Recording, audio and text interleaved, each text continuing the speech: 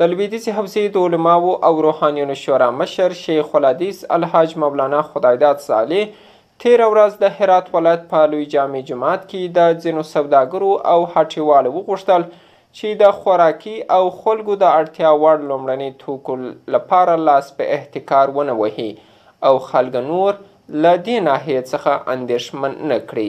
د دین دی وتلي عالم دغه راز په خپلو خبرو کې څرګنده کړه چې د اسلامي نړۍ د ستر مفتي مولانا محمد تقي عثماني د فتوا له مخې باید د جمعې لمونځونه او جوماتونه د روغتیایي لارښوونو سره سم ترسره سي. نور حال په راپور کې واورئ. په داسې حال کې چې افغانستان لا هم د کرونا وایرس د خپرېدو بحران ته نه دی رسېدلی، د هیواد په بېلابېلو ښارونو کې ځینې سوداګر او پرچون پلورونکي د کرونا ناروغۍ د راوتلو څخه په ګټه اخیستنې لاس په احتکار وهلی او خلک یې د دغې ناروغۍ د خپرېدو څخه زیات د خوراکي او د اړتیاوو توکو د ګرانۍ څخه اندېښمن کړي دي. د لویدیځې حوزې د علماو او روحانیونو شورا مشر شیخ الحدیث الحاج مولانا خدایداد صالح تیره ورځ د هرات ولایت په لوی جامع جومات کې د جمعې لمانځه په خطبه کې د احتکار کوونکو په اړه خبرې وکړې او ټول هغه کسان یې چې په داسې حالاتو کې احتکار کوي سخت وغندل. د دین دی وتلي عالم د اسلام د ستر پیغمبر حضرت محمد صلی الله علیه وسلم له قوله وویل چې احتکار کوونکي ملعون دي او الله تعالی به دوی ته سخت سزا ورکړي. ما میبینیم که امروز یک تعداد مسلمان ها ما بدبختانه با تأسف باید بگوییم که احتکار میکنند. مواد غذایی به دویچند و سه‌چند به مسلمانایی که محتاج است اینا انجام میدن. احتکاری که شریعت اسلام اور بد گفته، حدیثی که ما خواندم که رسول الله صلی الله علیه و سلم اور ملعون گفته، محتکر گفته ملعونه، از رحمت خدا به دوره. او چه کسیه؟ او کسی که در وقت احتیاج مردم مطعومات و مشروبات و اینار احتکار میکنه، جمع میکنه، نمیفروشه که گرانتر شه، به گیرانی بفروشه.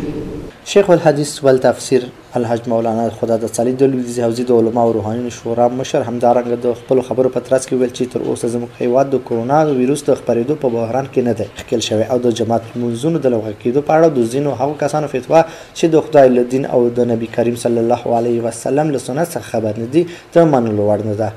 په داسې حالت کې باید مسلمانان تر مخکې زیات د خدای تعالی په لور رجعت وکړي او له الله تعالی څخه وغواړي تر څو هیواد د کرونا ویروس څخه وساتي. از خود فتوا میدن و میگن که نمازهای جمعه نشه، جماعت نشه، چیکار نشه. دوستان عزیز، اول که الحمدلله ثم الحمدلله ثم الحمدلله که ما به اون سویه نرسیدیم. ما حالا مسجد جای دعاست، بیان دعا کنیم، عاجزی کنیم، انکسار کنیم، توبه کنیم.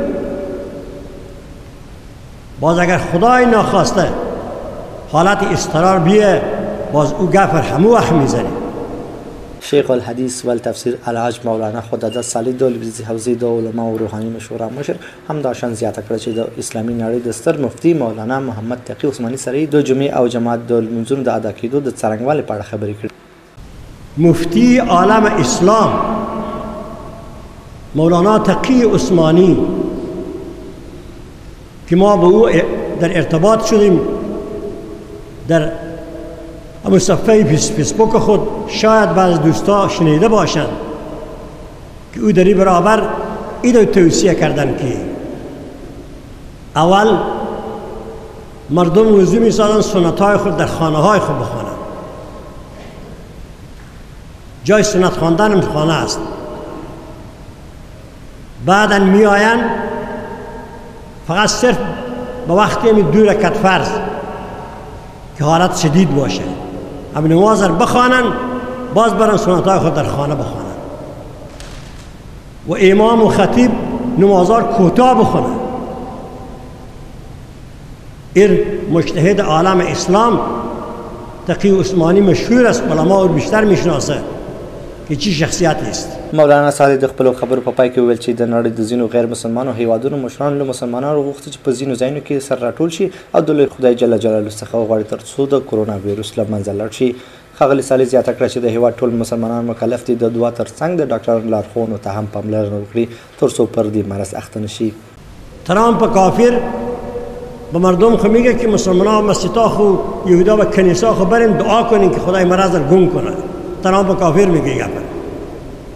از ما به نام ملا میگه شما جماعت نکنیم و مسجد نریم و نماز نخونیم.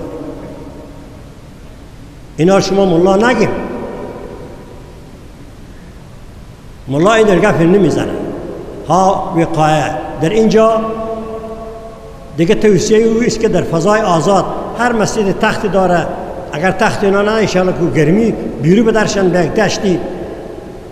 مسجد جامعه که جا دارن مراعات صفوف اینقدر لازم نیست. بو ایوانای او طرف، ایوانای ای طرف، ایوانای ای طرف و سان مسجد در هوای آزاد نماز بخوانند. لویدیز حوزی د علما او روحانیونو شورا چې مشري شیخ الحدیث الحاج مولانا خداده صالح کوي په هیواد کې یو له سترو مذهبي شوراو څخه ده چې د لویدیز حوزي ټول ولسونه د شورا فتواوې مراعاتوي او اوس د هیواد ټول مذهبي خلک د دې سترې دیني شورا د مشر په وینا د جماعت لمونځونه او د جمعې لمونځ ترسره کوي او د داسې دیني غونډو په ترسره کې دیني اصول په پام کې نیسي.